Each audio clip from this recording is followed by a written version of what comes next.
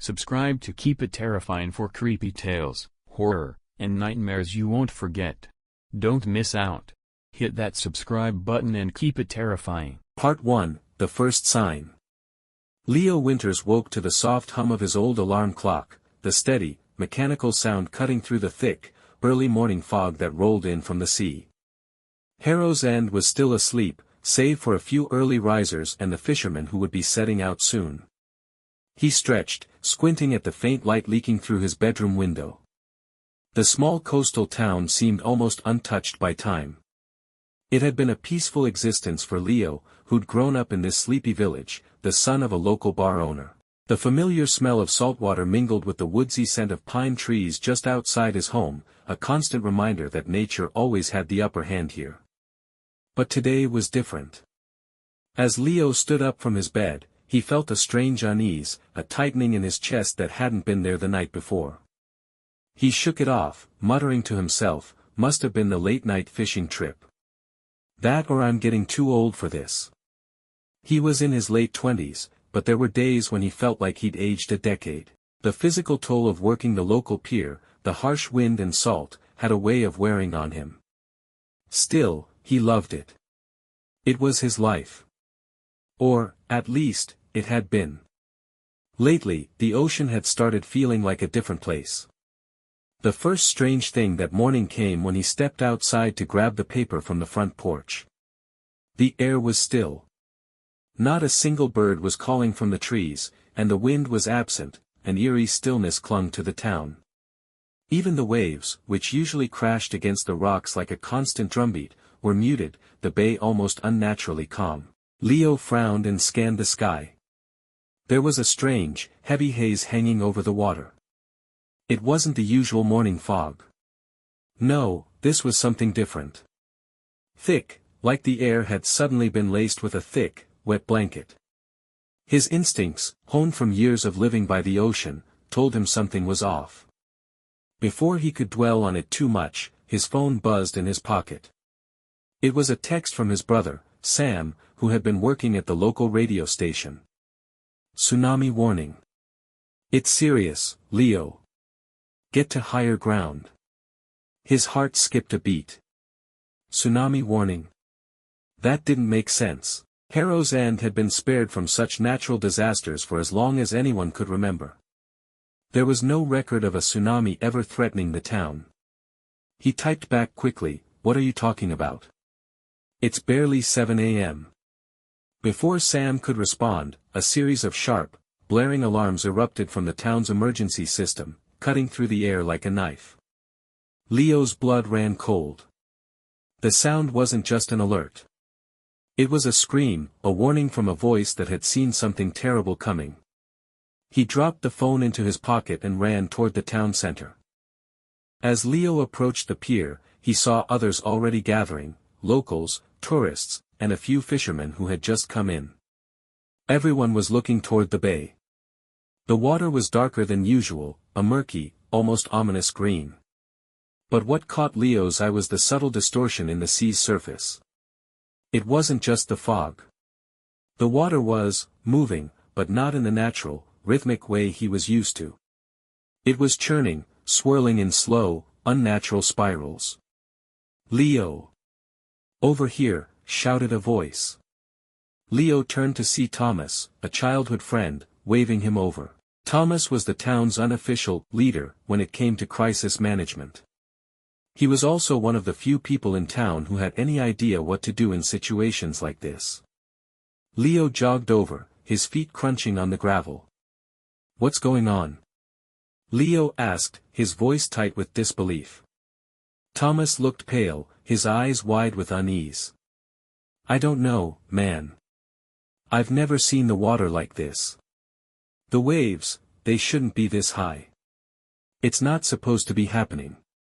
Not here." Leo followed Thomas's gaze. The horizon was no longer the peaceful stretch of open water he was used to seeing every morning. Instead, there were dark, jagged ripples far out, growing larger, more violent. The first wave was beginning to form, but it wasn't the usual swell that came with a storm. This was different. A massive, towering wall of water, rising from the depths, dark and unearthly, and it was moving toward them with a terrifying speed. The ground beneath Leo's feet began to tremble. It was faint at first, but it grew stronger with each passing second. The earth seemed to shudder as if something far below the surface had woken up, something ancient, something powerful. "We need to go, now," Thomas shouted, grabbing Leo's arm. "Up the hill. The old lighthouse, get there, fast." Before Leo could respond, the first wave slammed into the shore. It wasn't just water. It was like a massive hand, reaching up from the depths, sweeping over the town with a violent force. Buildings, cars, and streetlights were tossed aside as if they were toys. The sound of it was deafening, a roar like 1,000 storms clashing all at once. Leo's legs moved on their own, his mind too slow to process what was happening. He turned and sprinted toward the hill, but the water was faster. It surged forward, swallowing the streets, pulling at his feet as the ground buckled beneath him. He could see the wave coming closer, the town below vanishing under the dark tide. His heart was pounding in his chest as he reached the foot of the hill, adrenaline pumping through him. But the water wasn't slowing down. It was endless, and it seemed to have no regard for the land, no mercy. Then, just as he was about to push himself to climb higher, a loud crack echoed through the air. The lighthouse, once a symbol of safety, a monument to the resilience of Harrow's End, was being pulled into the depths. Leo stared in horror as the towering structure bent and snapped, its heavy stones breaking apart as though they were nothing but sand. And then, as if in response to this destruction, the water receded just enough to reveal something else, something far worse than the devastation it had already caused. From the ocean's dark heart, something else began to rise. Part 2, The Descent. Leo's lungs burned as he sprinted up the hill, his legs aching with every step. The town below was vanishing, swallowed by the wrath of the ocean. He could hear the screams of people, neighbors, friends, strangers, all lost in the chaos. The roar of the waves grew louder, deeper, and now there was a high-pitched screeching sound mixed in, like metal tearing apart. He dared a glance over his shoulder. The wave had retreated momentarily, but it was far from over. It was as though the ocean itself was toying with them, an unnatural ebb and flow that didn't seem to obey the laws of nature. Leo's heart thudded in his chest as he scrambled up the slope, feet slipping on the wet grass. He could see the silhouette of the old lighthouse on the horizon, broken, toppled, sinking into the abyss. Suddenly, a blinding flash of light erupted from the bay. For a moment, Leo thought it was a bolt of lightning, but there was no storm. No thunder. It was as if the very sky had torn open. The light was cold, and its brilliance was unlike anything he had ever seen. It pulsed, like a heartbeat, almost rhythmic, inhuman. The ground beneath Leo shook again. This time, the tremor was violent enough to knock him off balance. He stumbled, catching himself on a boulder. His mind was racing. How could this be happening? A tsunami wasn't supposed to be like this, wasn't supposed to feel alive. This wasn't just the ocean acting out. It was as if something was controlling it. Or guiding it. He could see the people around him now, others who had made it up the hill before the waves reached them. They were huddled together, eyes wide with terror, not speaking, just staring down at the town. Some were crying, others in shock. But no one was moving. No one knew what to do. The pulse of light from the bay intensified, bathing everything in a strange, unnatural glow. It was as though the water was alive, and whatever had risen from its depths was calling to something beyond the surface. A ripple of fear passed through the crowd. "It's not just a tsunami," a voice broke through the air. Leo turned to see Thomas, his face drawn with fear. "It's a warning. Something's down there. Something, ancient." Before Leo could respond, the earth trembled again, and a low, guttural growl rumbled beneath them. This wasn't just the sound of the ground shaking, it was the sound of something, moving beneath the earth. Something alive. Leo's stomach twisted. He turned to Thomas. "What do you mean? What's down there?" But before Thomas could answer, the bay, now a dark, turbulent sea, split open. A massive shape began to rise from the water. It was difficult to make out at first, but Leo could see it. It wasn't a ship, or a whale, or anything that should have been there. It was far too large, its dark, twisted form rising in slow motion, stretching into the sky. It was a tower. No, not a tower. A creature. The thing had limbs, or appendages, Leo couldn't tell. They seemed to stretch and move in unnatural ways, as if the thing was folding itself into existence. Its surface was slick and black, shimmering with an oily sheen that reflected the eerie light. The shape seemed to pulse, to breathe, as though whatever it was, whatever it had been, was waking up. The crowd behind Leo gasped, some backing away in horror. Leo could only stare, his breath caught in his throat. The creature was too vast to comprehend, stretching into the sky like the trunk of some ancient, cosmic tree, its body writhing as though it were adjusting to the surface world, finding its place in reality.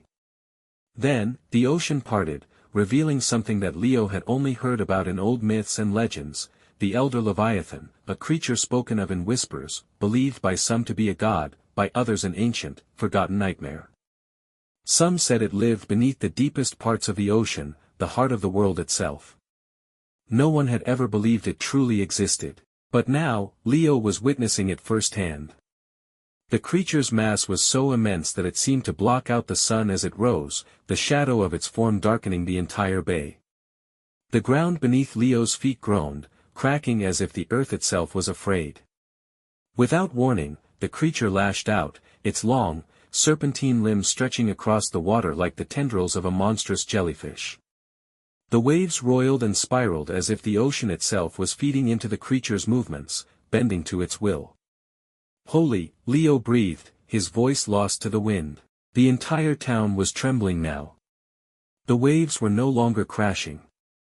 They were being sucked back into the creature, as though it was consuming everything, the town, the shore, the lives of those unfortunate enough to be caught in its pull. The screams of the town echoed through the hills, but Leo didn't hear them anymore. His vision was fixed on the Leviathan as it emerged fully from the depths, its body folding and unfurling in grotesque patterns. It turned toward the hill, its massive head twisting in their direction. Its eyes, if you could call them eyes, were black and endless, like deep, dark pits, reflecting the very night sky.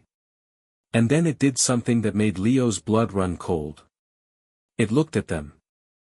Leo felt a coldness seep into his bones, as though he were being pulled into the creature's gaze, as though the very fabric of reality was bending. The thing saw them, and in that gaze, he felt an ancient hunger, a thirst so old it seemed to stretch back to the dawn of time itself. Leo staggered back. What? What do we do? Someone behind him asked, panic rising in their voice. But Leo was too frozen to answer. His mind was racing, but no words came. The ocean was rising again, the wave building behind them like a mountain of water, reaching higher and higher as the creature fed. And then, with a sudden violent motion, the Leviathan roared. It was the sound of the end of everything. The ground cracked wide open beneath Leo's feet, and he was hurled backward, his body flying through the air as if weightless. The air seemed to crack with the force of the roar, the world distorting and bending around him. Everything was swallowed in darkness. Part 3, The Deepening Darkness. Leo's senses were scrambled as he was thrown through the air. His head slammed against a rock, sending a jolt of pain through his skull, but it was nothing compared to the terror that was rising inside him. His body crashed to the ground with an agonizing thud, the air knocked from his lungs as he gasped for breath. The scream of the Leviathan still echoed in his ears, a deafening wail that seemed to vibrate in his bones. The world was upside down, spinning. His vision blurred, the edges of his sight fading into blackness, as if reality itself were unraveling. He blinked, trying to force himself back into focus, but the ground beneath him buckled and shook again. His ears rang with the pounding rhythm of the waves and the deep, guttural growl of the beast, its roar still reverberating through the land. Leo's hands scrambled for purchase, grasping at the dirt and stones around him. His head throbbed, but his survival instincts kicked in. He had to move. He had to get away from the shore. The creature was drawing closer, its massive shadow swallowing the land, and everything was collapsing in on itself. With trembling hands, Leo pushed himself to his knees, gasping as he looked around. The town was gone. What had once been a quaint, peaceful village was now a maelstrom of destruction. Buildings had been reduced to rubble, entire streets flooded and swallowed by the ocean. The air was thick with dust and the stench of saltwater, but worse still was the silence. The screams, the shouting, they had all been swallowed by the roar of the waves. And the creature. The Leviathan. Leo's eyes shot toward the bay. The thing was moving again, its body undulating like a serpent, twisting and stretching as it reached toward the hills. Its limbs, massive, tentacle-like appendages, snaked through the water, dragging it behind them.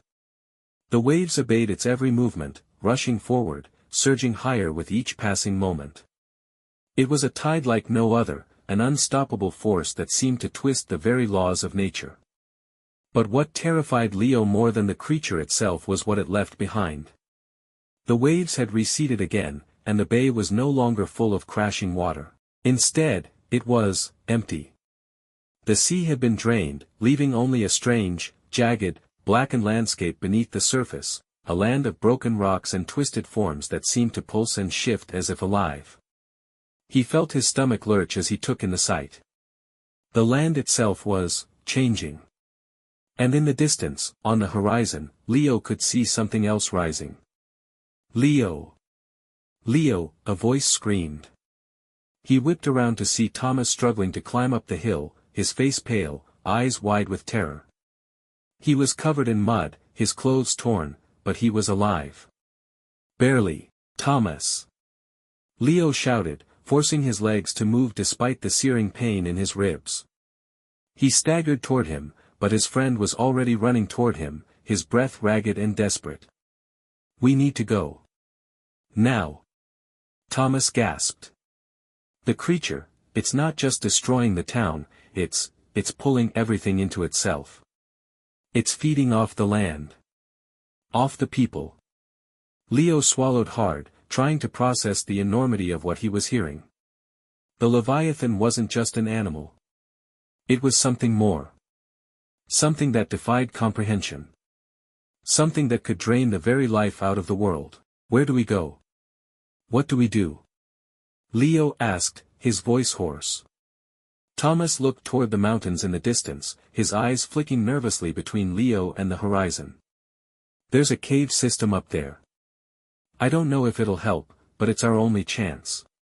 The old miners used it during the gold rush days. We'll be safe for a while, but we need to move fast." Leo nodded, the urgency in his movements sharp. They had no time to waste. The Leviathan was advancing, its body twisting through the bay, sending waves and debris flying into the sky. Its enormous eyes, those endless pits, had locked onto the hill, and for a brief moment, Leo thought he saw a flicker of recognition in those eyes. As if the creature knew him. Knew they were there. "Move!" Thomas shouted, yanking Leo out of his trance. The two of them ran, scrambling up the rocky terrain toward the caves, their legs burning with the effort. The ground shook again, more violently now, and Leo could feel the air grow thick with the oppressive weight of the ocean, still reeling from the Leviathan's wake. As they reached the cave entrance, Leo glanced back one last time. What he saw made his stomach drop. The sky above the bay had turned an unnatural shade of purple, dark, shifting clouds swirling like a storm that had no end. But the storm wasn't the wind. It was the creature. The very sky seemed to darken in its presence, as though the beast were absorbing the light itself. A massive wave rose behind it, higher than any wave Leo had ever seen before, towering over the town like a mountain of water. And the worst part? It wasn't breaking. It wasn't crashing onto the shore. It was waiting for something. Leo realized then, with growing horror, that the Leviathan had not yet reached its full power. It was only warming up. The creature's roar filled the air again, sending vibrations through the earth. The ground trembled beneath Leo's feet, and he stumbled, nearly falling. "Go. Now!" Thomas urged, his voice frantic as he pulled Leo into the dark mouth of the cave. They ran, slipping on the slick rocks inside the cave, but it felt like the only safe place left. The outside world, everything they had known, was disappearing. Everything was being swallowed by the Leviathan. The earth groaned as if the entire world were about to collapse, but they pressed on, deeper into the cave system. As they moved further into the darkness, Leo felt the oppressive weight of the creature's presence lift, but only slightly. It wasn't enough. The feeling of dread, the sense that something was lurking just beyond the shadows, stayed with him. And as they descended into the earth, he couldn't shake the thought that this was just the beginning. The creature wasn't here for the town. It wasn't even here for the land. It was here for them. Part 4, The Abyss Within. The cave was a hollow void, dark and cold, the air thick with the musty scent of damp earth and decay. The only sound was the echo of their breathing, the steady scrape of their boots on the uneven floor as Leo and Thomas navigated through the labyrinth of tunnels. They had descended into the heart of the earth, hoping for safety, but a gnawing unease clung to Leo's chest. The feeling that something was watching them, something ancient, unseen, never left him. "How much farther?" Leo asked, his voice strained. He hadn't been able to stop shaking since they ran from the hilltop. His body felt weak, his mind cloudy with exhaustion and fear. Thomas glanced back over his shoulder, his face pale in the dim light. "Not much farther. The miners used these caves to hide from the storms back in the day. We should be safe for a while, but we can't stay here long." The sound of the world above them, the roaring waves, the tremors in the earth, the eerie calls of the Leviathan, was muted now, swallowed by the thick rock and earth. But the silence of the cave wasn't comforting. It was suffocating. Every step Leo took seemed to draw him deeper into some unknown void, a place where time and space felt distorted. The further they went, the more disorienting it became. They came to a narrow passage, jagged and winding, with walls that seemed to close in around them. At the end of the tunnel, a faint light flickered. Leo squinted, heart pounding, his instincts screaming that they were not alone. It wasn't a natural light, too cold, too unnatural. "Is this it?" Leo whispered, hesitant. "Yeah," Thomas said, his voice grim. "It leads to an old chamber. It should be safe there." They reached the end of the passage and stepped into the chamber. The space was cavernous, stretching far beyond what they could see with the faint light they had brought. But the moment they entered, the temperature dropped. A coldness, almost otherworldly, seeped into their bones, and the flickering light suddenly felt distant, almost wrong. In the center of the chamber was a large stone altar, weathered by time. Around it were strange markings, etched deep into the rock, symbols Leo didn't recognize. They were ancient, twisted in ways that made his skin crawl. And there was something else. Something beneath the altar, just out of sight. Leo's heart raced as he took a cautious step forward. "What is this place, Thomas?" Thomas seemed unwilling to answer, his gaze fixed on the altar. "It's the reason we're all here," he muttered, his voice barely audible. "The reason the town is cursed. The reason the creature has come back." Leo frowned. "Cursed? What are you talking about?" Without warning, Thomas dropped to his knees in front of the altar, placing his hands on the stone. "It's all connected. The Leviathan, it's not just a creature. It's something older, something the town's founders awoke when they mined these caves all those years ago." Leo's mind raced. He remembered the old legends, half-forgotten stories passed down from the first settlers. There had always been whispers of something buried beneath the bay, something the ocean had kept locked away. But it was just a myth, wasn't it? People used to say the ocean had its own gods, ancient beings older than time itself. But no one had believed them. Except now, Leo realized, it wasn't a myth.